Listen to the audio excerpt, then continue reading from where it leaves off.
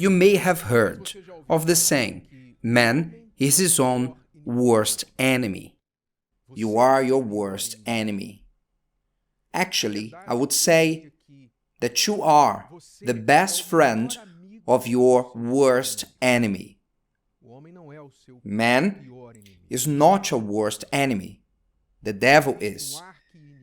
There's a man's arch-enemy called Satan. Whether you believe it or not, doesn't change anything. Because this is crystal clear in the world that evil exists. God warned us about the existence of evil and gave us conditions to overcome it. And God's own existence confirms that too. The evil exists. Because God is light. God is light. But the world is in darkness. Why is that? Why is God being light, justice itself, and all that is good, yet there is still so much evil in the world? These facts point to an enemy force against God, and the human beings are between the two to make their own choices. So man's worst enemy is not himself, but he is the best friend of their worst enemy. Let's learn what that means. When you give in emotionally to your will, to the feelings and emotions that arise naturally in you, you become the best friend of your worst enemy. The devil takes advantage of this emotional weakness from the human being. He knows that every human being is inclined to emotions, both good and bad. We are emotional beings. We fall in love, we become happy or angry. We have many feelings in us, and feelings are very strong because they can manipulate our will. They manipulate what we know is right, and we end up doing the wrong. For example, how many fall in love for someone who is already married? They know that the person is married, that has no future. If that continues, it will cause disaster for everyone involved. But their passion makes them to ignore all these facts, and they pursue this feeling. You see the strength of a feeling. The strength of a feeling that leads at times someone in a burst of anger to kill someone. They can kill a parent, a child. And it is interesting that people watch the news, see these tragedies that happen basically daily. The father killing the son, the mother threw the child from the window, the husband killed the mistress. People watch this news and they say, what a horrible thing, this is an animal, not a human being. And they forget that the same animal feeling, a feral instinct, is in them, is in us. We just don't do the same as in the news because we fear the consequences. There's something that blocks us, well, in most human beings, but the feeling is the same. How many times you felt things that you shouldn't feel or do? Maybe you had the strength to resist, but the feeling was there. In other words, the same nature that was in the person who committed a crime, that in the news, is in us. We are the same in this sense.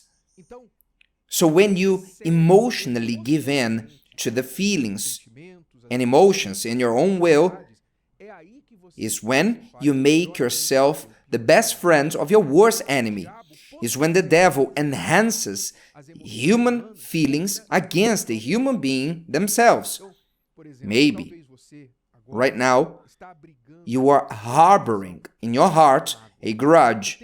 You hold a grudge. You don't call it a grudge because it may sound too strong, but you give another name. It's not a grudge. I'm not resentful. I forgave the person. I'm not holding a grudge. But, and you describe everything that a grudge is. You don't call it grudge, but you describe everything that a grudge means. I don't want to see that person. When I see them, I feel angry. If something bad happens to them, secretly, I'll be happy. All this is a grudge. Why? Because something in the past happened, that they did something against you, and you became resentful, and you couldn't process this feeling or get rid of this feeling. You kept the feeling, and this is eroding you from inside. This is disturbing your relationship with the person and is harming you. Not only your relationship with that person, maybe you don't interact with the person every day, but the feeling is with you every moment, 24/7. So this feeling is eroding you, and you become this bitter person, revengeful. Time to time, you say a poisonous word when the topic is the person so and so. Yes, they do that.